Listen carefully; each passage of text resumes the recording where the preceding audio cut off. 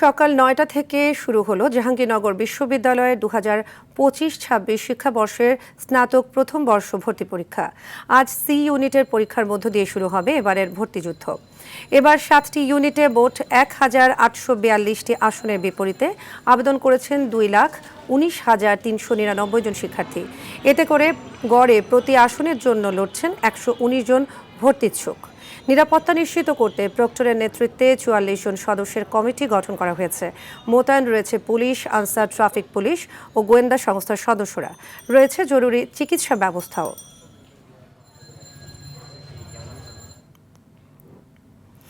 ভর্তি পরীক্ষা বিষয়ে আরও জানাতে এই মুহূর্তে জাহাঙ্গীরনগর বিশ্ববিদ্যালয় থেকে সরাসরি যুক্ত হচ্ছেন সহকর্মী ওমর ফারুক।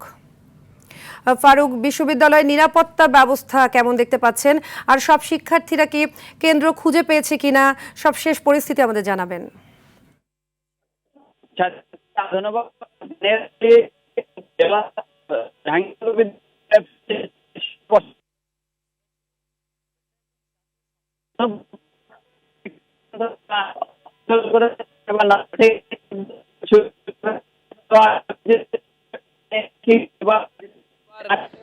সাতটি ইউনিটে মোট ১,৮৮২ আসনের বিপরীতে ২,১৯,৩৯৯ জন শিক্ষার্থী কিন্তু প্রতিদ্বন্দ্বিতা করছেন, যার বিপরীতে একজন পরীক্ষার্থীর বিপরীতে কিন্তু ১১৯ জন প্রার্থী লড়ছেন এবারে শিক্ষা ভর্তি পরীক্ষায় জাহাঙ্গীরনগর বিশ্ববিদ্যালয়। তো জাহাঙ্গীরনগর বিশ্ববিদ্যালয়ের আশপাশ এলাকা জুড়ে কিন্তু বিপুল সংখ্যক আইনশৃঙ্খলা বাহিনী মোতায়েন রয়েছেন, যাতে নিরাপত্তা ব্যবস্থা জোরদার করেছেন। এবং আমরা দেখেছি এই শৈত্যপ্রবাহ বইছে, সেই শৈত্যপ্রবাহের মধ্য দিয়েই কিন্তু সেই ভোর থেকে কিন্তু লাখো মানুষ কিন্তু জড়ো হয়েছে জাহাঙ্গীরনগর বিশ্ববিদ্যালয়ে ভর্তি পরীক্ষায় অংশগ্রহণকারী ছাত্রছাত্রীদের যারা অভিভাবক রয়েছেন তারা এসেছেন, এবং মহাসড়কে কিন্তু বিপুল সংখ্যক যানবাহনের আটকা রয়েছেন, যানবাহনের চাপ রয়েছে।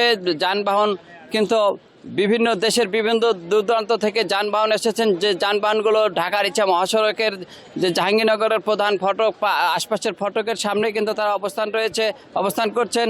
তো এবারের ভোট যুদ্ধে কিন্তু বেশ সরগরম আমরা লক্ষ্য করেছি, এবং বিভিন্ন ছাত্র কল্যাণ সংস্থা কিন্তু তাদের বিভিন্ন জেলার যারা জেলা থেকে এসেছেন তাদের বিভিন্ন সহায়তা করছেন, এবং যাতে তারা তাদের সিট খুঁজে পায় সেজন্য তারা সহযোগিতা করছেন। চট্টগ্রাম জেলা ছাত্র সমিতি কিন্তু ৫,০০০ ছাত্রর জন্য থাকা খাওয়ার ব্যবস্থা সহ বিভিন্ন ব্যবস্থা তারা করেছেন। তো জাহাঙ্গীরনগর বিশ্ববিদ্যালয় থেকে ভর্তি পরীক্ষা নিয়ে আমার কাছে এই ছিল সর্বশেষ। ধন্যবাদ আপনাকে।